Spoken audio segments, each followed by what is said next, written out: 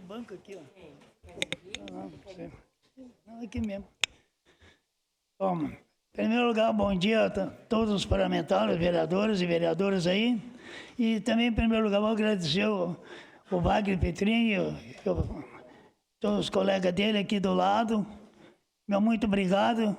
Eu quero agradecer de coração todos os vereadores aqui hoje pela assinatura da assinatura do Kenny lá, das escrituras do Kenny. Então, eu quero agradecer a todos os parlamentares que fizeram participaram dessa assinatura e agradecer o D'Ambrosio também e o Bressan, que falaram muito em meu nome, que foi uma luta desde o começo do Kenny, foi uma luta aqui também.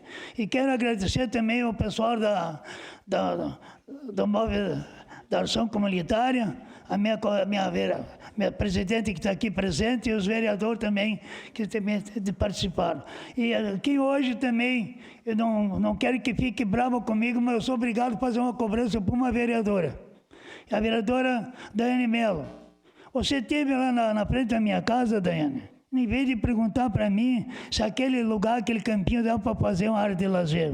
Você não pode perguntar. Tu só fez um vídeo e fez crítica ao prefeito Adiló Domênico. A Vossa Excelência tem de pedir desculpa para o prefeito do que tu fez aquele vídeo. Porque aquele vídeo ali, aquela área é condenada pela Eletrosul. Não posso fazer nada, porque eu tinha fechado ali a quadra com iluminação toda, eu tive de desmanchar por causa do fio de alta tensão. Então era isso aqui, o Wagner Petrinho. Muito obrigado pela atenção e um abraço a todos os vereadores e vereadoras.